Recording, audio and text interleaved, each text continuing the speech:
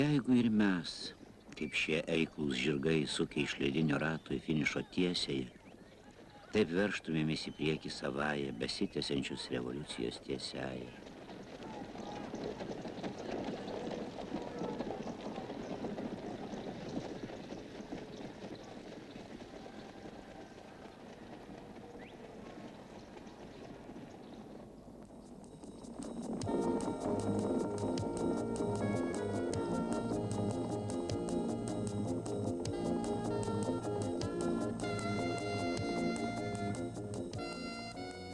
Vidutiniai, kūrybingiausiai mūsų visuomenės kartai šis posūkis į sustingimo rato būtų išties lemtingas.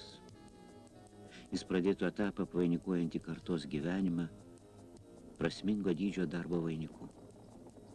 O galbūt laikas, kurį jau tiek kartų bandėme pavyti ir pralenkti, vėl įsuks mus į naują, ko gero dar didesnį iliuzijų ratą. Ar mažai mes šiandien kartojame? Persitvarkymas, pagreitėjimas, demokratija ir viešumas. Ar šie skambų žodžiai taps naujos socialinės magijos burtažodžiais, ar žodžiais reiškiančiais naujo politinio mąstymo sąvokas, priklauso nuo mūsų.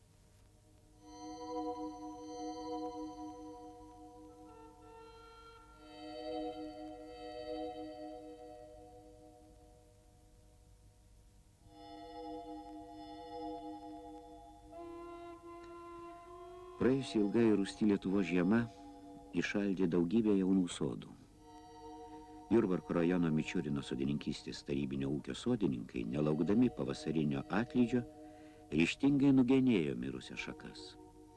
Pažemino vainikus, atidengė saulei derlią obels prigimtį. Dar daug ką ryžtingai ir iš esmės atjaunins savo sode ūkio direktorius Bronius Švitra, kad tik greičiau sulauktų saulės, šilumos, pavasario.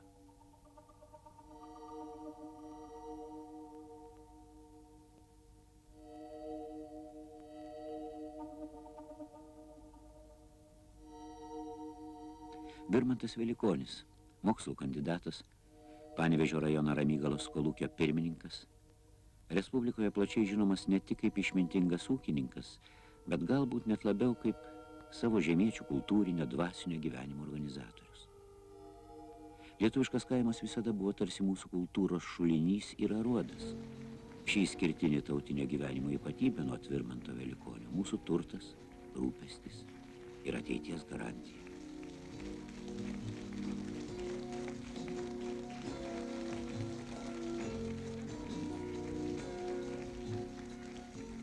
Mes Jamygalui pabandysim šią intensyvę technologiją.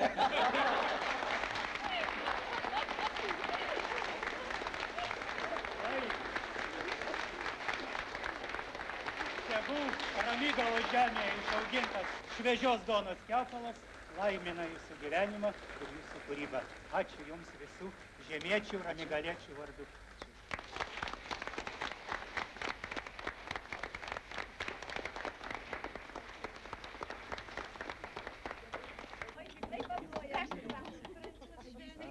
Ramygalietis Vilniuje. Kaip gerai, kaip laukia. Ramygalietis Vilniuje, taigi vis tiek irgi kavas dabar. Atrodo,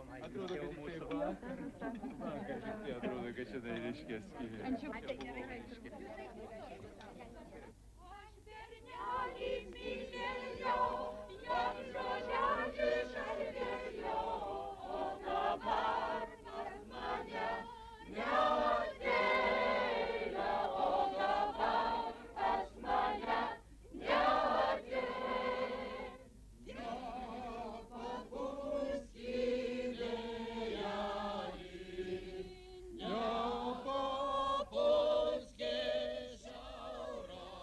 Žmonės, apie kuriuos mes pasakojame šiame reportaže, sieja ne vien kartą. Mums jie brangus to, kad būdami subrandinti tautinių tradicijų ir likę ištikimi tautos charakteriui, tuo pat metu yra ir šiuolaikiniai, naujoviškai mąstantys žemdirbiai, kūrėjai, ūkininkai.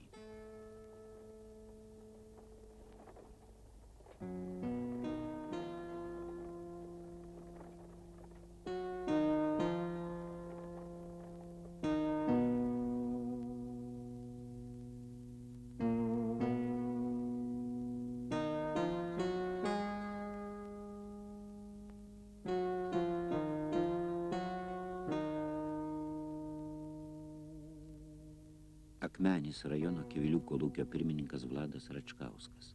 Vis tik tai, man atrodo, kad daug metų nesisekė mums, pavyzdžiui, kiviliečiams, dėl to, kad buvo per menkas dėmesys žmogui, per menkas rūpinimasis jo pačiu, o mes labai daug norim išsunkti iš jų, kad tik duotų daugiau pieną, daugiau mėsos, daugiau grūdų, kad čia mes tik paruošas vykdom, kad tik valstybė daugiau duotume. O žmogus lyg tai būdavo daugelį metų antram plane. Ir kažkaip laikui bėgant vis tiek mes matėm, kad čia iš to reikalai neįstoli. Tada mes pradėjom tarti su pačiais žmonėmis, žmonės, žinot, tą paslaptį ir atskleidė. Pas mus ir didelės tradicijas jau iš praeities yra. Pas mus ūkininkavimo lygis buvo jau nežemas ir anksčiau. Patirtis ta žmonių labai dabar mums praverčia ir jį toliau tęsiama, jį toliau tobulinama, gilinama. Ir aš manau, kad ta patirtis, kuri turi mes ir pagal ją, taip ir dabar puoselėjama žemės ūkis. Pas mus gražiai, kad ne taip labai stambus ūkiai susiformavo. Susiformavo ir padaliniai tokie. Ir pa žmonės, sakysim, jeigu žmonės turi ir gyvulius, viską, tai irgi jie atsinešė tą patirtį. Jie ir toliau jų įsikibė laiko, į tai labai gražu, kad taip daro. Taip galvoja Vladas Račkauskas, pasiturinčio Žemaitijos kolūkio vadovas. Sutarė šiandien esminiais klausimais ir kiti kolūkių pirmininkai, susirinkę trumpam žiemos atokvėpiui Palangoje. O žemaičiai labai veržėsi kuo daugiau uždirbti. Tik visa muzika ta, kad jis ne tik daug dirbtų, bet kad pigiai. O ta čia mūsų kolektyvinė ranga, šeimos ranga. Nu pažiūrėjus, kiekvienas kolūkietis parduoda po 2 kiaulės, parduoda priauglį vieną, parduoda atliekamą pieną, skaitau, kad rezervai tikrai yra nemaži ir kada čia paskaituosi girdėjom, vienas kolūkietis tikrai daug gamina. Čia laikiniem sunkumam įveikti, galbūt prašau pasinaudokim ir taip ir mus orientuoja. Bet kad duoti dėmesį šitam reikalui ir būktai susilpninti visuomeninį ūkį, tą sąskaitą, skaityčiau, būtų netikslinga. O kas liečia žemės ūkį, kadangi nepelninga šaka. Juk čia pažiūrėkim, Respublikos vidurkį, ar čia yra kainų reikalai sutvarkyti. Gi nėra sutvarkyti. Pakeitė kainų politiką, suprant, vėl prapuolė Lietuvoje kiaulės. Ir vėl čia, kiek mes galim to žaidimo, su viskas ant ūkio vadovų pečių. Ir vėl organizuok, vėl agituok. Aš kiek atsimenu, ir bulvių auginime taip pat vaikščiom po kiemus, po maišelį rinkom, ir kiaulį tą politiką. Čiagi centro komitetas nustatė, kiek reikia ko duoti. Nu tai jeigu yra tokia tvarka, tai ką tu čia dabar? Tai tada mes, kai pradedam diskutuoti su žmonėm, tai sako, žiūrėk, sako pirmininkė, tai gerai, tai tu man duodi lėšų, nustatai kainą, pagal ūkiskaitos reiškia, jau sutartį, tiek, tai dabar man duok ir galvoti, kokiais keliais aš galėsiu pigiau. Kokiais tų ūkininkavimo būdais ir svertais pasiekiai tuos rezultatus, tai tu galvok, tavo reikalas. Bet to galutinį rezultatą, už tau, taip sakant, pagarba, įvertinimas, materialinis skatinimas ir taip toliau, ir taip toliau. Aš iš tokį lenktyniavimą, tik tai jeigu nebereiktų prisijimti kolūkiui dar vieną tokį planą, kurį paskum irgi reikia žiūrėti, kontroliuoti, atsiskaityti, žiūrėti, informuoti, kam čia tokių aš netykiu. Šiom dviem moterims, Pasvalio rajono Sabonių kolūkio pirmininkė ir zootechnikiai, net žiema be atokvėpio. Kolūkio žemdirbiai irgi nesvarbu, kad ir neturi tokių gamybinių pastatų, neturim kompleksų, neturim kitos bazės, tačiau žmonės ugdo tokį patriotizmą, nesvarbu, kad ir sunkiausia sąlygose per sūrų prakaitą gaminti. Priimtų socialistinių įsipareigojimų našta, nes sniego pūkas, šiltai dengia Sabonių laukus. Žodžiais jos nepalengvinsi, joba, kad ir žodžių tokių dar nemokame. Na, o senieji? Patriotinė iniciatyva Sabonių kolūkio gyvulininkystės darbuotojų. Žinoma, priimta jin formaliai buvo ir žmonės suprato, kad toliau gyventi taip negalima. Mūsų žodžiai dešimtmečiais liejasi iš ekranų, laikraščių ir tribūnų sustabarėjo. Išvėso. Nutolo nuo prasmės taip, kad tapo panašus į kaukės, gebančias cinišką grimasą pridengti šviesiausius principus. o plačiausia šypsena, demagogija ir veidmainystė.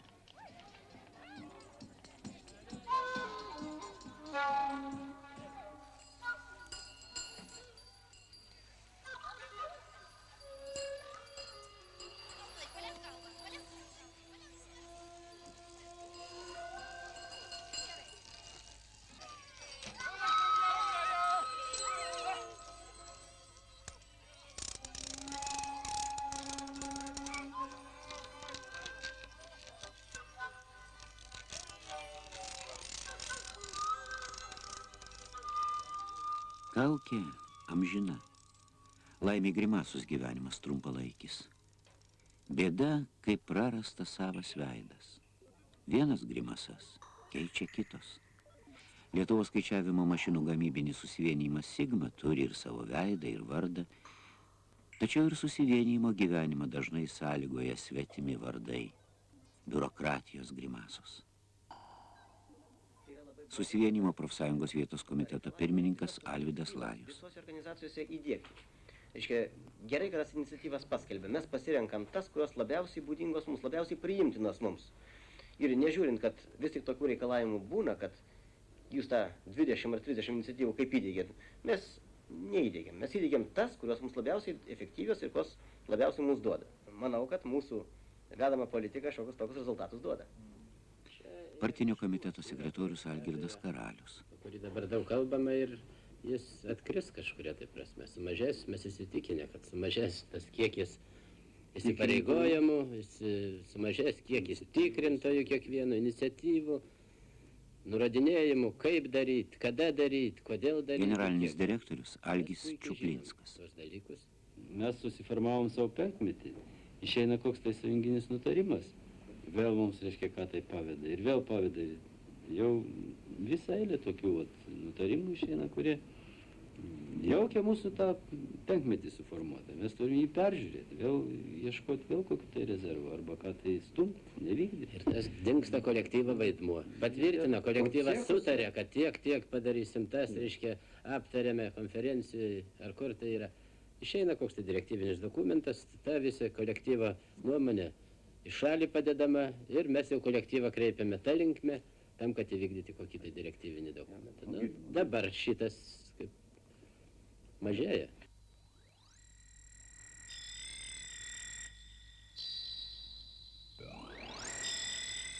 Susivienijimo specialistai patys aktyviai propaguoja skaičiavimo techniką vidurinėse bendrojo lavinimo mokyklose. Siunčia abiturientus į Kauno Politechnikos institutą, vadovauja jų moksliniams darbams, galiausiai kaip savą priima į susivienijimo gamyklas.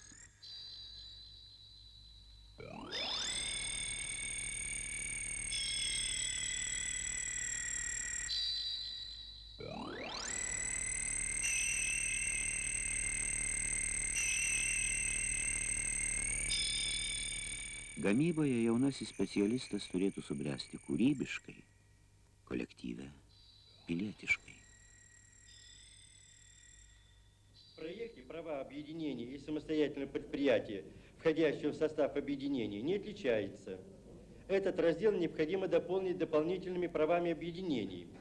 То есть предоставить право объединениям создавать централизованные фонды материального поощрения и соцкультурных мероприятий и жилищного строительства, Kiek dar turės nutekėti vandens, kol štai toks demokratiškas būsimų įstatymų svarstymas prikels mus iš pilietinės letargijos aktyviam principingam žodžiui ir veiksmui. Кто за то, чтобы поддержать этот закон? Проект закона. Все, спасибо. Turbūt įstatymas mes net ten ieškom aktyvumo. Darbininkui turbūt apie įmonę įstatymas, jam turbūt ne visai. Jam tiesioginės įtakos. Vot direktorius, jei svarstytų įstatymą, vot jis vadovausis savo darbe tuo įstatymu. Mes vadovausim. Direktoriai, kada susirenka ir svarstom. O ten jau mes jau svarstom. O darbininkų, jei bus kitas įstatymas, darbo įstatymas, o ten bus aktyvumas. Čia panašiai kaip su tom iniciatyvom. Nežiūrint naujų persitvarkymo krypčių, negalime atsisakyti nuo senų metodų, triukšmavimo, parodymo, pasirodymą tikriausiai, reiškia, kad va taip. Без мнения, последние 3 года, я смело могу сказать, что без мнения Совета бригады не принималось ни одно сколько-либо важное решение для его претворения в жизнь. Стала демократизация. Уже проявляться, как я уже сказал, где-то в начале 80-х годов. Решение июньского пленума ЦК КПСС, выход закона о предприятии еще больше уверило всех рабочих в том, что действительно стали считаться с мнением его как личности, стали считаться с мнением бригады, стали советоваться в принятии каких-то решений с ними. Наше производство связано ровно как кооперацией, так и поставками, связаны со всем Советским Союзом. Коллектив наш очень интернационален. В основном у нас работают люди литовской национальности, много поляков, белорусов, русских. Неважно, кто бы ты ни был по своей национальности, все делаем так, как делается в одной нормальной семье.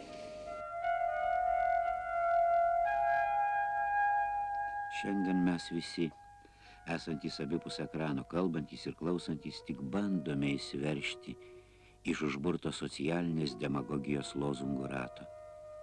Net tikėti, pasitikėti reikės mokytis iš pradžių. Kalbėti apie save ir klausytis kitų kaip savęs. Gyvenimo žingsnį tikrai negali nusikratyti šito. Bet stengis labai bėgi nuo tos minties kartais, ir pabėgti gali tik tai tam tikrų emocijų laikotarpį. Faktiškai, kaip Žalgiris krepšinį žaidžia, arba futbolą, arba šachmatais aš mėgstu pažaisti, kai pradedi stipriai galvot, įsijungęs. Vienintelis dalykas kūryba, reiškia, nemėgčiau tokio rutininio darbo, reiškia, tokio artojaus darbo, ateini, reiškia, tokio gamyklinio, konvejerinio darbo, reiškia, man pasitenkinimą duoda kūryba, reiškia, kažką sukuri, džiaugsmą tokį, reiškia, apturi, kad kažką naujo sukuri, reiškia, pagamini, suderini, reiškia, žmonės dirba. Sunkiai gyvenas. Rezultatai yra, bet duodasi jie labai sunkiai. Periodas dabar toks turbūt. Ir įdomus, ir sunkus, ir ypatingas to, kad, kaip ir čia kalbėjom, reiškia, vyksta persitvarkymas. Apačioj mes visą tą akumuliuojam, reiškia, sukaupiam tos persitvarkymo, sakant, rezultatus ir tos komandas, ir sprendimus. Ir čia jie visi ir pasireiškia. Jeigu taip galima sakyti, tai galbūt gamyklose, tuose žemutiniuose kolektyvuose ir suplaukia visų tų aukštesnių instancijų sprendimai, kurie būna kai kada labai prieštaringi. O ką gali nedidelis kolektyvas, nesupančiotas biurokratiniais valdymo pančiais? Laikinas mokslinis tarybų Lietuvos mokslo akademijos fizikos instituto kolektyvas per pusmetį sukūrė ir pateikė vakarų šalių rinkai unikalų lazerį. Vytautas Mačiulis, instituto eksperimentinės gamyklos direktorius. Sistemoje šiek tiek laisviau buvo taip žiūrima į visus dalykus. Jeigu pradės įvairias instancijas nuleidinėti mum rodiklius ir taip toliau, tai yra, kai buvo kitom organizacijom, tai viskas, to jau subirės mūsų to kolektyvai. O šiaip normaliuose didelėse įmonėse, taigi, kad direktorius, jis nedaug gali. Čia aš va mažos gamyklėlės direktorius daugiau gali negu didelės gamyklos direktorius. Laikino kūrybinio kolektyvo vadovas, Žabolis Alvydas. Alvydas. Taip. Tik nevaržoma asmeninė iniciatyva ir suinteresuotumas te gali paskatinti kūrybinę žmogaus galias.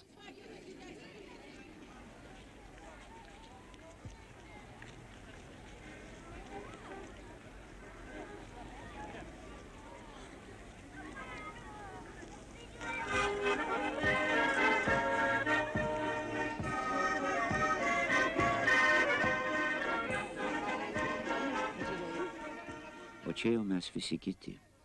Laisvi pirkti, laisvi parduoti. Kas sugeba ir netingi, tas gamina ir parduoda, kas turi pinigų perka.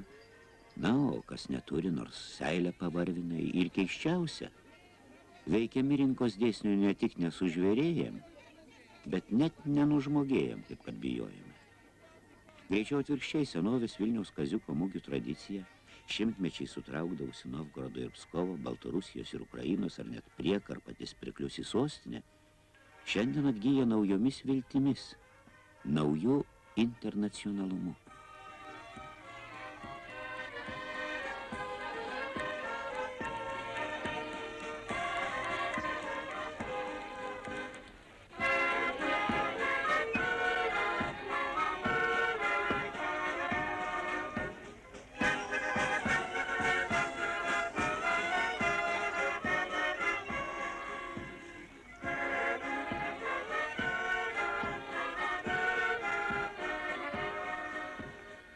Šiandien mugės tik pradinė visuotinio ekonominio išprusimo mokykla. Nelengvai sekasi reabilituoti laisvosios rinkos dėsnius, nugalėti mūsų pačių įsitikinimų ribotumą. Я приехала из Молдавии, и у нас такого нету. А здесь и дешево, и красиво, вместе с тем очень оригинально. Очень оригинально. Молодцы. Народ очень такой, знаете, предприимчивый.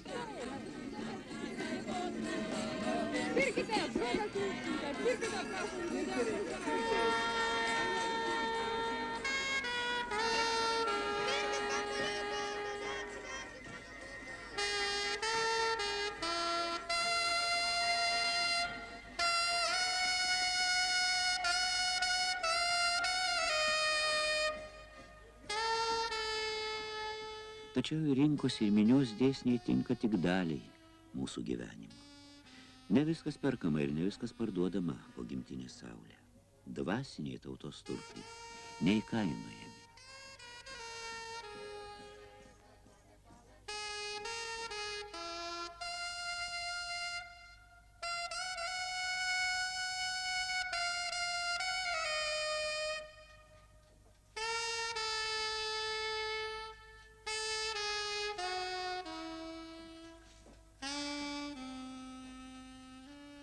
Šią mergaitę vadina Onute.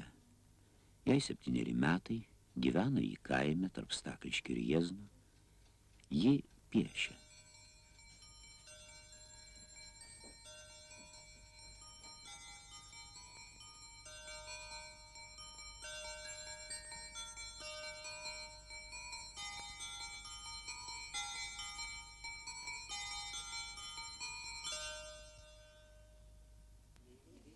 Kaip atrodo?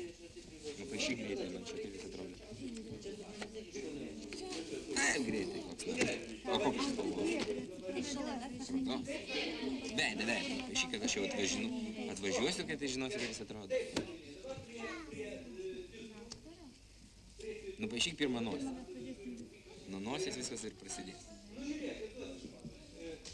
Taip, pradėjome su titrais, Aišku, ne vieno nėra, kuris pradėtų nuo kokios nors kitokios. O gal kas nuo nosies pradeda, ar ne?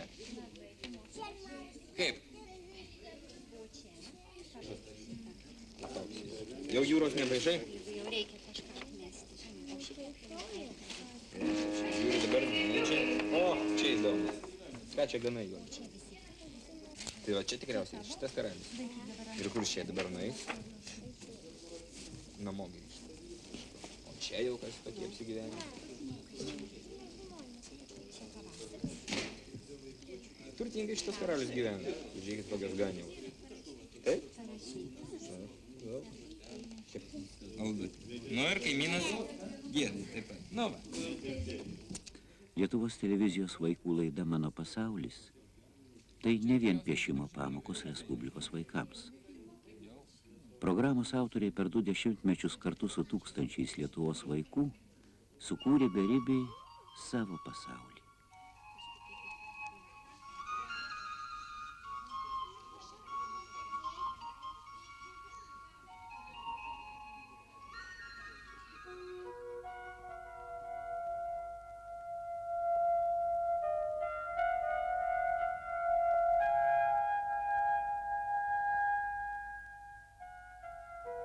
Koks jis tas mūsų vaikų jaunimo pasaulis? Ar galime šiandien ranką pridėję prie širdies pasakyti, kad pažįstame jį, kad gerbėme, arba net mokomės iš jo? Ar kartais nesame panašus į prastą batsiuvį, turintį vienintelį seną kurpalį, ant kurio per jėgą tempiame savo vaikų pasaulio jutimą ir supratimą?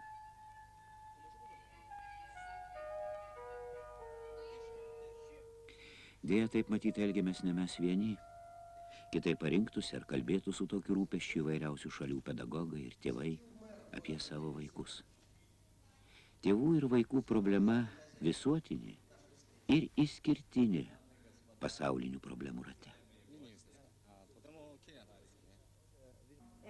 Children in America are working for peace as hard as we are.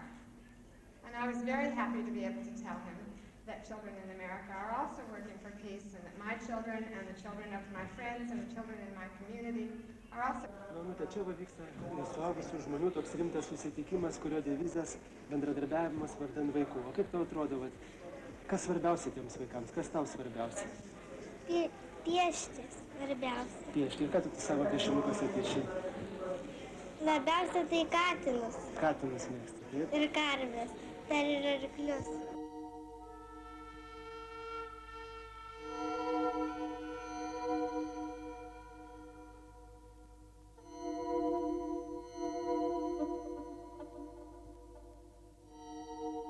Linkėdami gero savo vaikams, mes galvojame apie savo pasaulį. Visuotiną, žmogišką, nepardavinėjama ir nedaloma nei taip vadinamas gyvybinių interesų, nei ekonominės ar ideologinės įtakos zonas.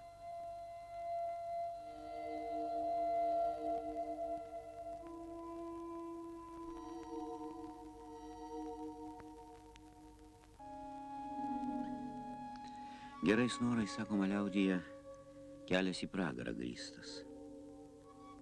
Mums šiandien nepakanka vien linkėti savo gero gyvenimo ir šviesaus rytojaus. Jį teks iškovoti. Tos kovos placdarmų jau šiandien turi tapti naujasis viešumo demokratijos archipelagas.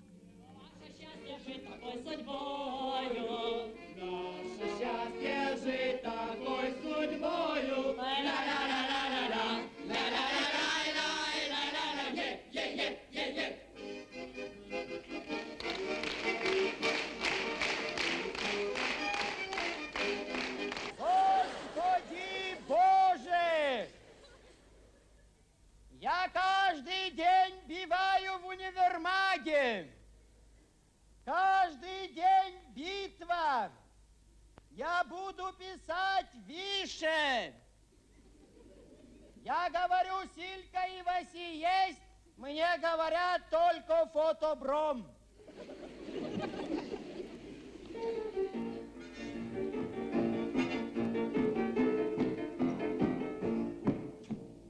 Persitvarkymo nematėt?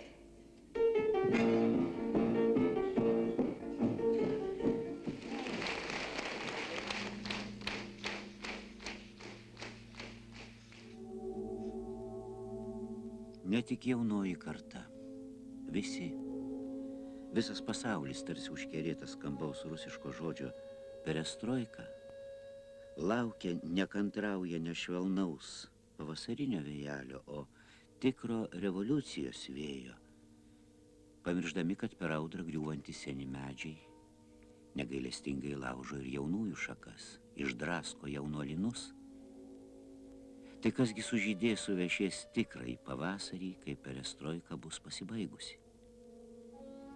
Kantrybės ir tikėjimo, tikėjimo ir kantrybės. Reikėtų pridurti prie žodžių lemtingas posūkis, demokratija, viešumas, tikėjimo ir kantrybės. Ir vieną kartą negrįžtamai ateis pavasaris ir sužaliuos įsilaisvinus į šaltų žiemos gniaužtų žemį, sužydės atjaunėję Lietuvos sodai.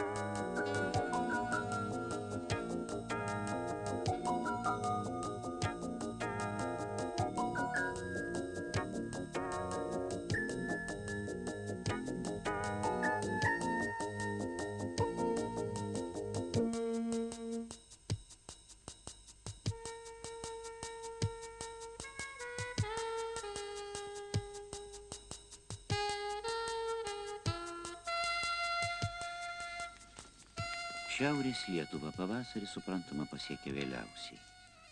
Tačiau ir čia šventė. Sabonių kolūkio zootechnikei Janinai Jodinskiniai sukako 55. Ir šis pavasarinis išgynimas jai galbūt jau paskutinis. Nu, aš savo dar galėčiau dirbti, bet nieks manęs nebenori čia. Kodėl nenori? Nu, per daug kontroliuoju, o kai kam nepatinka, į rajono valdžią nepatinka. Ir vienu žodžiu, geriau dirbti, va taip laisvai gyventi. Ir aš jau praeitais metais jau pradėjau kontroliuoti Švobiškę fermą.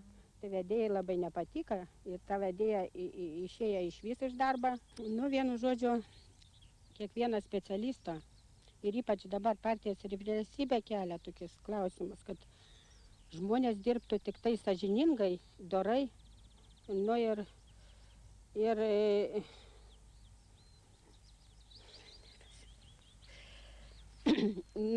žinoma, nuo sąžiningumo priklauso ir darbo rezultatai. Jeigu pradės gerai dirba, sąžiningai, dorai dirba firmos vedėja, nu, žinoma, žiūri į tai ir paprastas eilinė melžėja, šerikė ir daugiausiai ima pavyzdį, kaip firmos vedėja dirba. Nu, O kaip pas jūs? pas mum, nu, nežinau, persitvarkymas, žinoma, šioks toks yra, nu, mano kontrolės dėka tik tai. Nežinau, aš čia sakau, bet tik tai. Aš tegul, kas nori, va, visus firmos vedėjus tikrinu, nežinau, kaip čia. Nu, gal jų nematą, gal nereikčina, sako, save aukštyti. Nu, bet taip dėl žmoniškumas, kaip. Išgavo, į tavo dabar kaip pirmininkė čia ant galą iš viskas. Nuotaika išvyko. Nu ką daugiau, nėra, kad čia iš geriau nebūtų net filmavis pakeina galvą. A jūs rašote, nerašykit? Nu gerai, neačiū. Vienu žodžiu, teisybė labai nepatinka daugam. Čia pasakyti, dar pasijuokit. Šit koks pavasaris Pasvalio rajono Sabonių kolūkyje. Su kol kas sėkmingai vykdomais socialistiniais įsipareigojimais, žaliuojančiomis lankomis, paradiniais chalatais ir nerimu.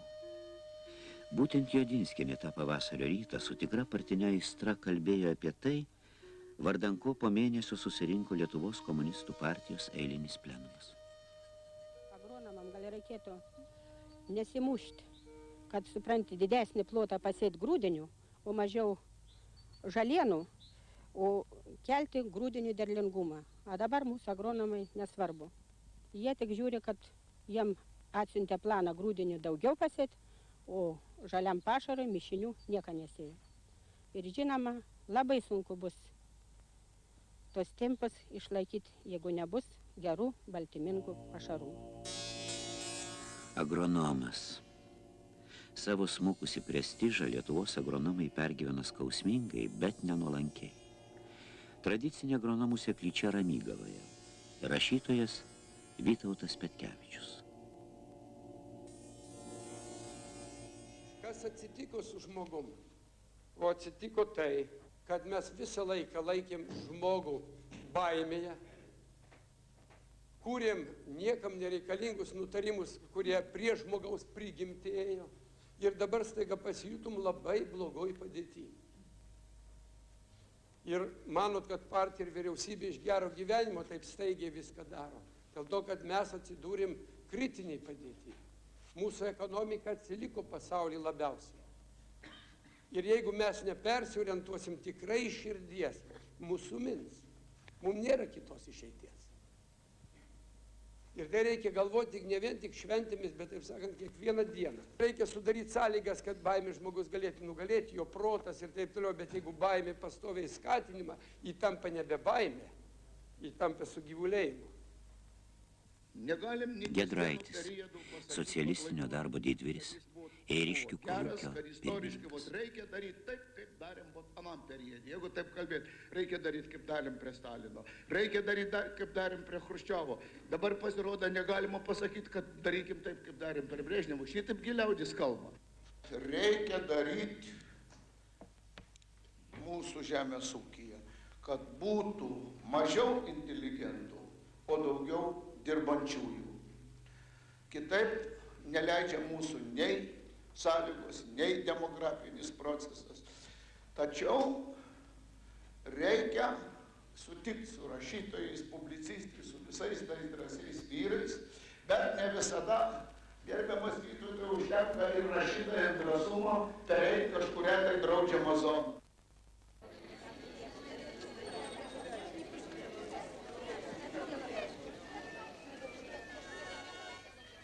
Žinia, šiandien mes kitokie nei prieš 20 ar prieš 40 metų. Mūsų daugiau. Mes gražesni, drąsiau renkamės draugėn, daugiau turime ko pasidžiaugti ir iš ko pasijuokti, nesižvalgant bailiai į pašalius ar kaimynus. Но и во всей нашей стране.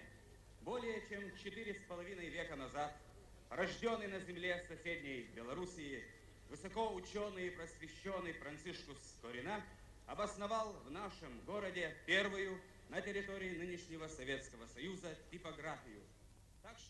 Taigi pačiame pavasario gražume, spaudos dieną, skaitančios, žiūrinčios ir klausančios publikos akivaizdoje geri spaudos darbininkai geria dar geresnius. Tos, kurie sėkmingai kovoja su vietiniais biurokratais ir autokratais, su svetimais redaktoriais ir namų valdytojais apdovanoja, o laimingųjų vardus garsiai paskelbė vis dar pasitaikančių persitvarkymo priešininkų baimiai.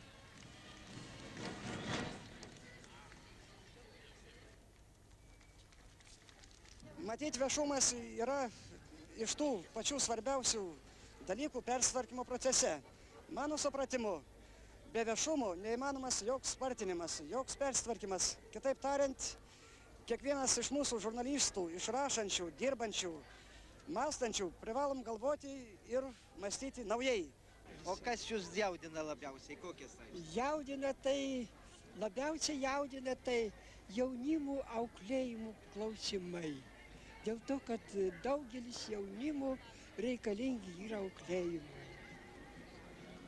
Ko aš pageidaučiau? Net sunku pasakyti. Nežinau, norėčiau tiesiog, kad tai, kas yra rašoma, būtų rašoma be to tokio apsimetimo, be to tokio forsavimo, be patoso. To nereikia. Turi būti viskas arčiau gyvenimo. Gaila, nėra po ranka kolego žurnalisto. Sutartinai galėtumėm patvirtinti, neapsimetinėsim, neforsuosim, būsim arčiau gyvenimo, darysim, ką nors darysim, kad darbas būtų darbesnis, kad šventis šventesnis.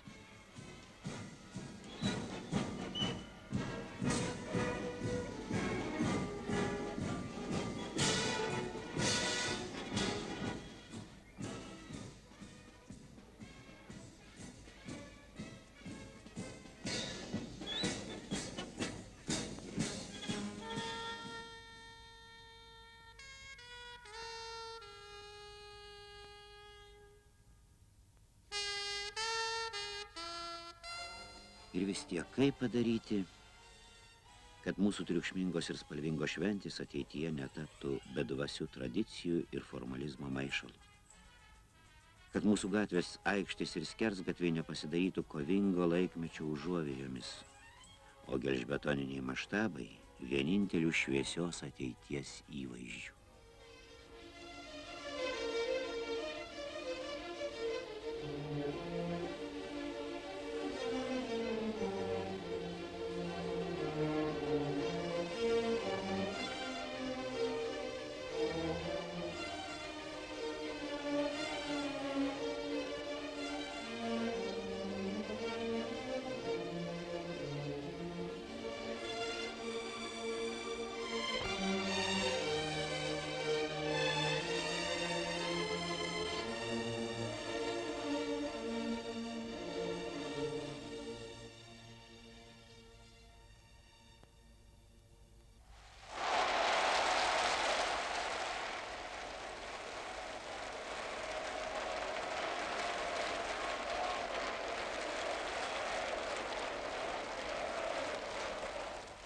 Ką daryti, kad mūsų projektų didybė vėl nenustelbtų žmogiškumo, neįstumtų mūsų kasdienių troškimų ir vilčių, į visuomeninio gyvenimo periferiją. Ne atsakymų į skaudžius šiandienos klausimus, ne receptui. Paskutinis žodis mūsų reportaže daktarui, akademikui Brėdikiui. Jie kartu su profesoriumi Bukausku, Tarybų Sąjungos valstybinės premijos laureatai, kasdien prisiliečia prie nesveikai, neritmingai plakančios dažno iš mūsų širdies. Žodis gydytojui. Dažniausiai tenka susitikti su žmonėmis, kurie kažkokį tai stereotipą išvysto, bet jeigu tiesiai kalbėti, tai yra prisitaikymas. Aš manau, kad pas mus yra labai daug žmonių prisitaikėlių. Tuo tarpu aiškus dalykas, kad žmogus turi parodyti savo individualumą, kad ne visi žmonės gali būti lygus. Nu, ir visą tai vėl susitikus klinikoje su žmogum, dažnai jis pats pamato, kokia krizė yra buvęs, pamatom ir visą tą jo dvasios menkumą, silpnumą. Ir žinot, kartais yra be galo skaudu, kad kažkaip tai pamatai tą žmogų, kada jis atsiduria tarp mirties ir gyvybės ir suprantam, kad žmonės per mažai patys apie save galvoja. Žmogus daug nekelia savo įvairių klausimų. Ir pastebim, kada žmogus atsiduria mirties akivaizdoje, tai kaip jis pasikeičia. Čia vyksta didžiulis vertybių perkainojimas. Ir jie atgimsta ir pasidaro visiškai kitokie. Jie supranta, kad reikia gyventi geriau, reikia daugiau stengtis daryti gerą. Ir tokie aspektai verčia bendrai stengtis daryti žmonės žmogiškesniais, kas mūsų darbe atrodo sunkiai įmanoma, bet vis dėlto irgi pavyksta.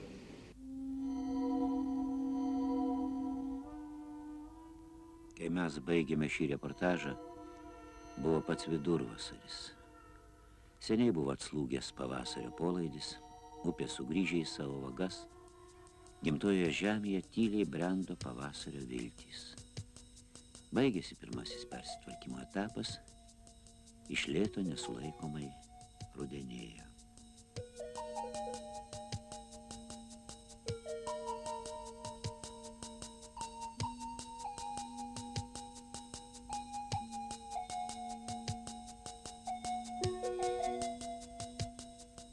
Tegul tada, kai mūsų didelis reportažas bus seniai pamirštas, šis skaisti vaikystės šventė primins ir tas neaprėpiamas erdves, atsivėrusias mums paskutiniaisiais spalio 70-mečio metais, ir pavasarinį įkvėpimą, privertusi neramiai, jaunatviškai plakti vidutiniosios kartos širdis, ir tą posūkį į žmogiškumą, viešumą, demokratiją, kuris ne tik vidutiniai kartai, mums visiems tapo lemtingu.